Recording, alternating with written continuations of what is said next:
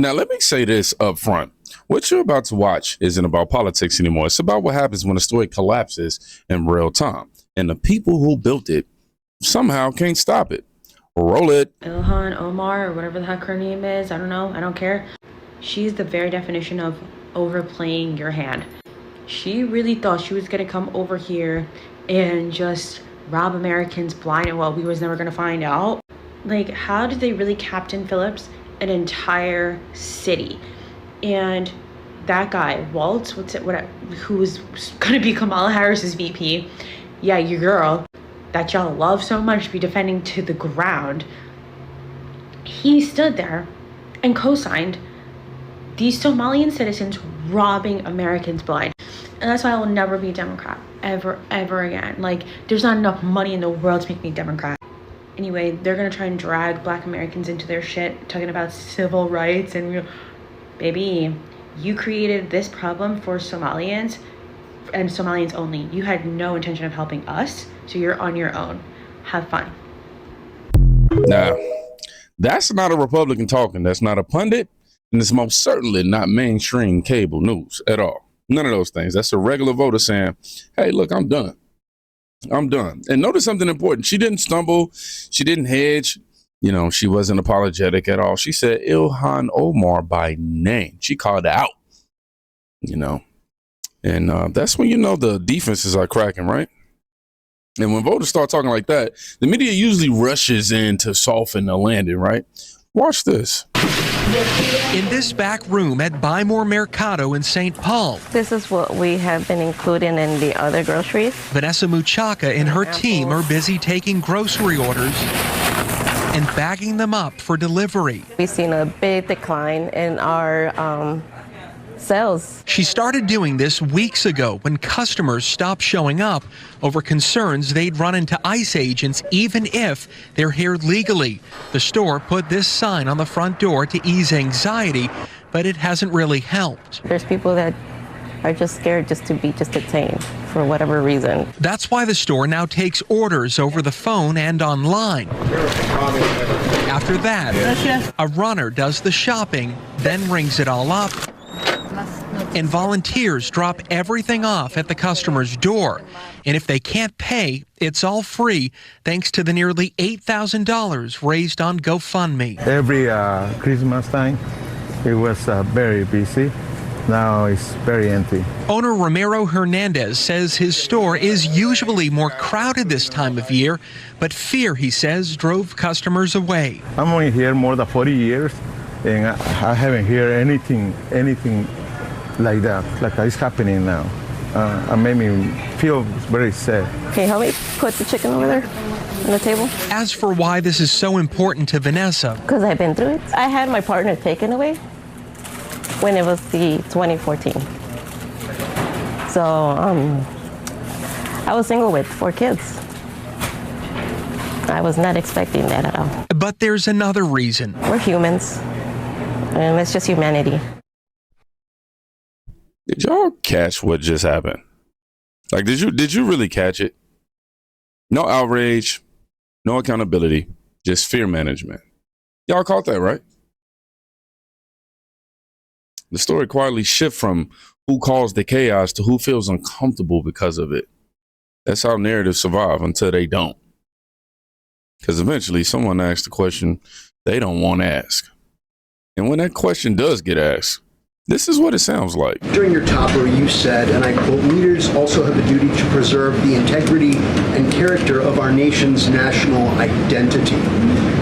Can you explain what you mean by our nation's national identity and integrity and character, and how would refugees, people coming from war-torn places who are seeking safe haven in America, like many of our forebears in this room, not add to our nation's integrity and character of our national identity? I'll tell you what does not add to our nation's character and integrity is refugees who come here under the alleged plight of asylum and fleeing persecution, and then come to the United States to abuse our system and rip off American taxpayers. And as I pointed out, the New York Times, to their credit, it was about 6 months too late, but they did write about how Somali immigrants in Minnesota have been ripping off American taxpayers. In fact, 86 people have been charged in a rampant and widespread fraud scheme spanning multiple programs in Minnesota. Of those 86, 78 of those people are Somali, 91% of them charged. So far, 59 of those people have been convicted for their roles in fraud plots that have stolen $1 billion from taxpayers. In one scheme, and this is egregious, a nonprofit and its affiliates with these Somali migrants claimed to have fed tens of thousands of American children during the pandemic. They were reimbursed for those meals by taxpayers. However, federal prosecutors found that almost all of those meals were never even delivered to hungry children. In fact, those organizations' leaders spent the money on houses, luxury cars, and real estate in Turkey and Kenya. Another scheme involved hundreds of organizations who were reimbursed for services that were supposed to help people at risk of homelessness. Once again, those services were never provided. All of this has happened under Democrat leadership in a Democrat-run state where these refugees, these migrants are coming to the United States. They are abusing our system. They are draining our resources that should be going to law-abiding, taxpayer-funded, tax-paying Americans. And this president is not going to put up with it anymore. I know that's right. Now, that's not rhetoric. That's not vibes. That's just numbers.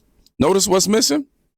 No name calling, no shouting, no spinning, none of that. No twisting and turning, just facts. And suddenly the room gets quiet real quick. That's usually when a optics team panics, all right? Which brings us to this, okay? Because when facts won't save you, you lean on symbolism. Watch closely. Peggy Flanagan to show support for the Somali community who has been under attack from the federal government, this lately specifically from President Trump and the ICE agents who are on the streets targeting us because we are Somali, as the president instructed them to do. So I want to give to our Lieutenant Governor. Assalamu alaikum. My name is Peggy Flanagan. I am the Lieutenant Governor of Minnesota, and I'm really honored and humbled to be here with all of you today. I am incredibly clear that the Somali community is part of the fabric of the state of Minnesota. I think about my friendship with Nimco. We've been friends for almost 25 years.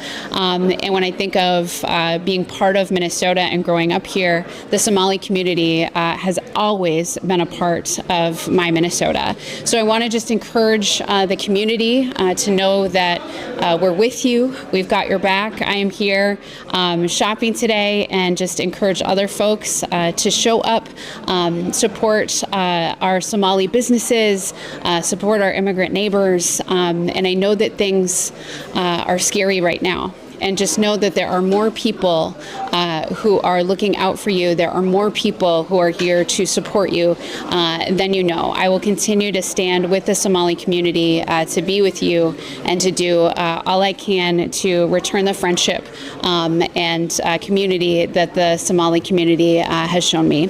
Thank you so much. Now listen. This isn't about clothing. This is about timing. When people are asking real questions and leaders answer with gestures instead of explanations, the public doesn't feel comforted. They feel talked about. And that's when, patience obviously runs out. And once patience is gone, internet does its thing. Let me tell you Muslims something, because I'm getting tired of all this radical Islam talk. We see what's going on in the UK and Australia. If you think we're gonna have that here, you better think again. If you come to America, you're a guest here. You don't get to come into another man's house, take the opportunities, eat the food, and enjoy all the freedom. Just as you could turn around and disrespect the culture, the religion, the holidays. We don't go there and mock you and judge you and all your customs and traditions. We don't give a shit. But you come here and just talk all your mess, and somehow we're supposed to just deal with it. America allows freedom of religion, but that doesn't require tolerance for disrespect.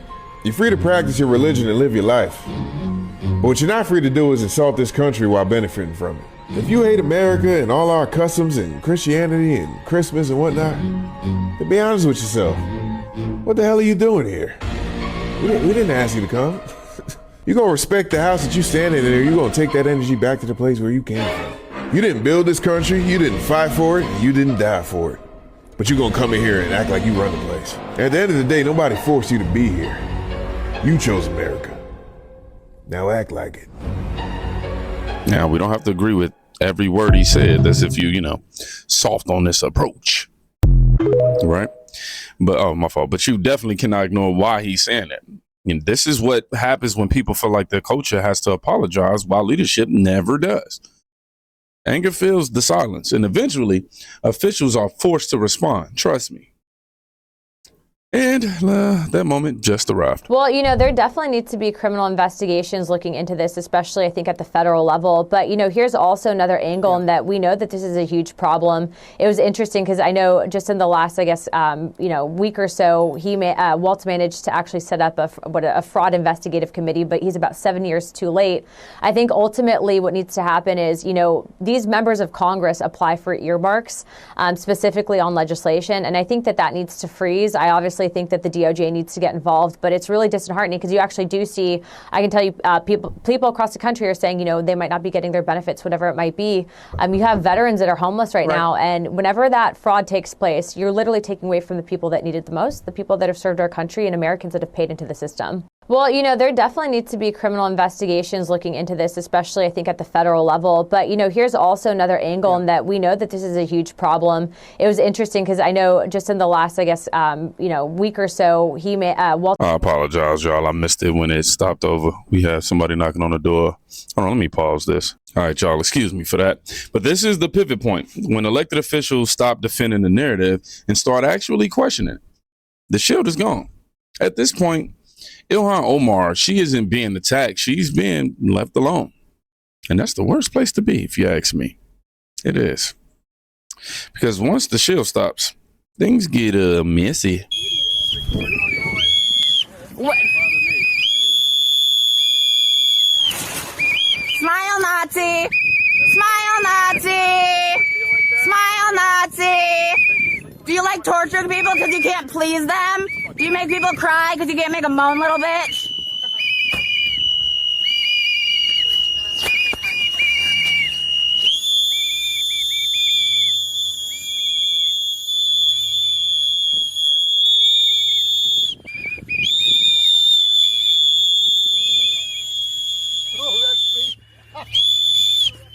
Okay. Standing in a parking lot? I'm sorry. Hey, don't assault people with your car, dipshit.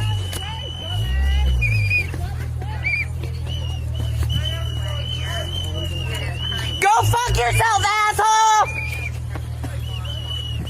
This is ice! That's ice! That's ice! Fuck you!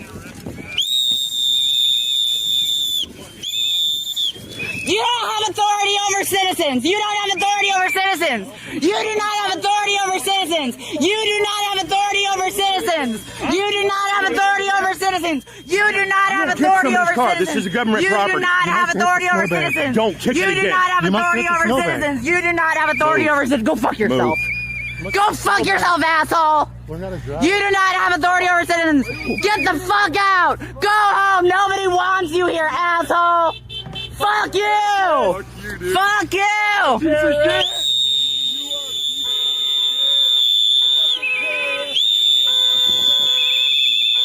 Smile, Nazi! Please, get this video stop. I mean, I got the power to stop it, don't I? Oh, we got 3, 2, 1. Oh.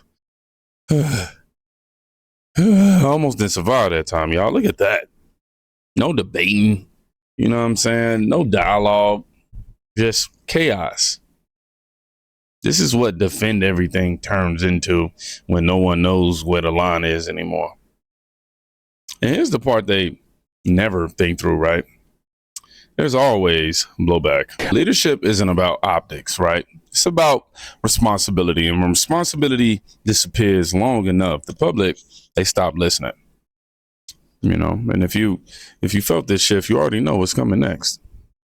But if you made it to the end of this video, let me see. I'm gonna use something we already used before, but hey, it's a new video. No more excuses. Y'all be safe. Go check on a friend today. Happy holidays. Happy New Year on the way. Merry Christmas. All that other good stuff. Thank y'all for everything this year, man. Peace.